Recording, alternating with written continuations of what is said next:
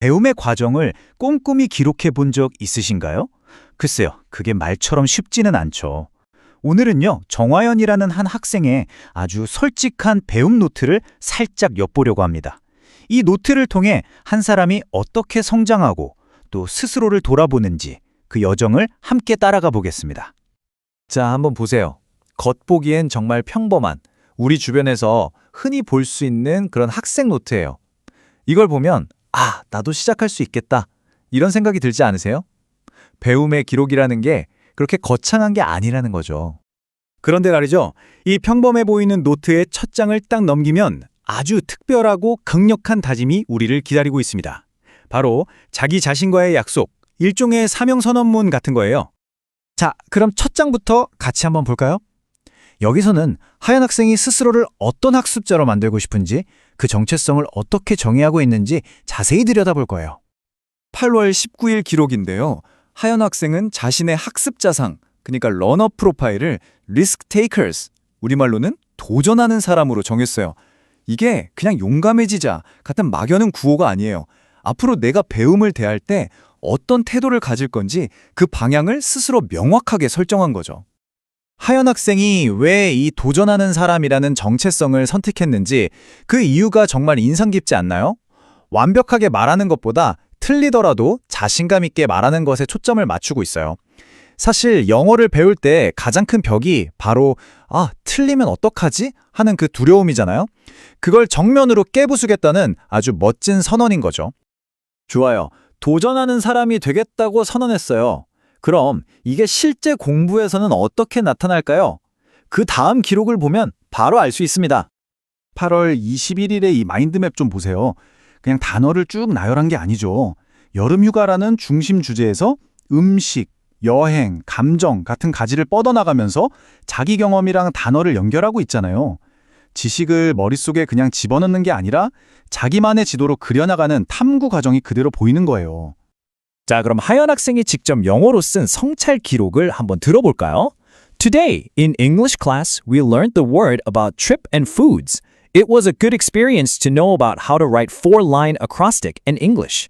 이걸 우리말로 옮기면 오늘 영어 수업에서 여행이랑 음식에 관한 단어를 배웠다. 그리고 영어로 사행시 쓰는 법을 알게 돼서 정말 좋은 경험이었다. 이런 뜻이에요. 내가 오늘 뭘 배웠는지, 그게 나에게 어떤 의미였는지 정확히 알고 있죠? 이게 바로 메타인지 능력입니다. 그리고 정말 놀라운 건 바로 이겁니다. 며칠 뒤인 8월 26일에 사행시 쓰는 법을 배웠구나 에서 그치지 않고 직접 자신만의 시를 써냈어요. 배운 걸 머릿속에만 두지 않고 이렇게 직접 행동으로 옮겨서 완전히 자기 것으로 만드는 거죠. 이게 바로 진짜 실행의 힘 아닐까요? 물론 창의적인 활동도 너무 중요하죠. 하지만 영어 공부하다 보면 누구나 거대한 벽을 만나게 되잖아요. 바로 문법입니다. 과연 하연 학생은 이 문법이라는 과제를 어떻게 넘어섰을까요?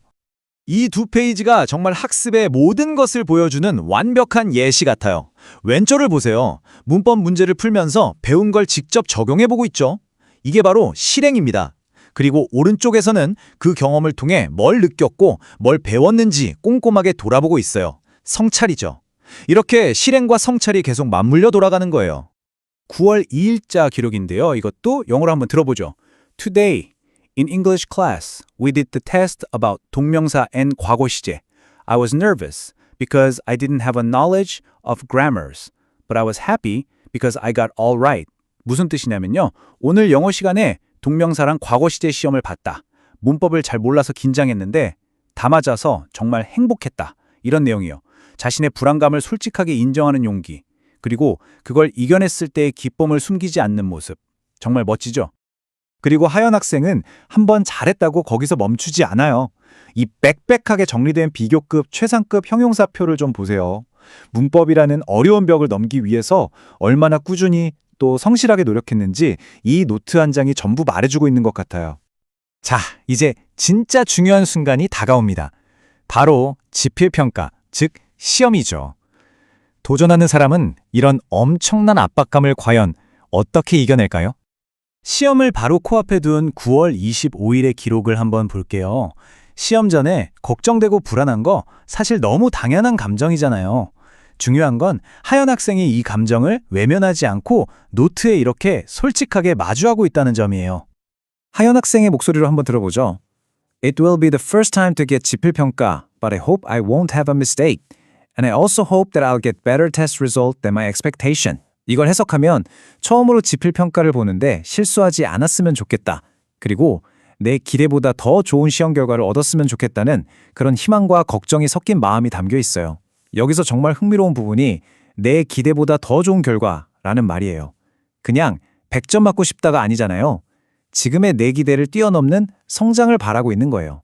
이게 바로 도전하는 사람의 사고방식이 실제로 작동하는 모습입니다. 도전을 피하지 않고 정면으로 부딪히되 그 목표는 결국 점수가 아니라 나 자신의 성장에 있다는 걸 보여주는 거죠.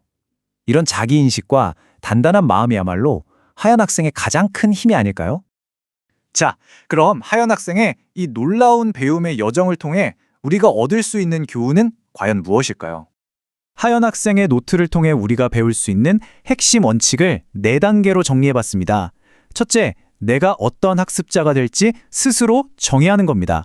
둘째, 배운 걸 그냥 두지 말고 창의적으로 실행해보세요. 셋째, 그 모든 과정에서 느낀 감정과 생각을 솔직하게 돌아보고 마지막으로 어려운 도전을 피하지 말고 성장의 기회로 받아들이는 겁니다. 마지막으로 이 질문을 여러분께 던지면서 마무리하고 싶습니다. 만약 여러분의 배움 노트를 펼쳐본다면 거기엔 과연 어떤 멋진 성장 스토리가 담겨 있을까요?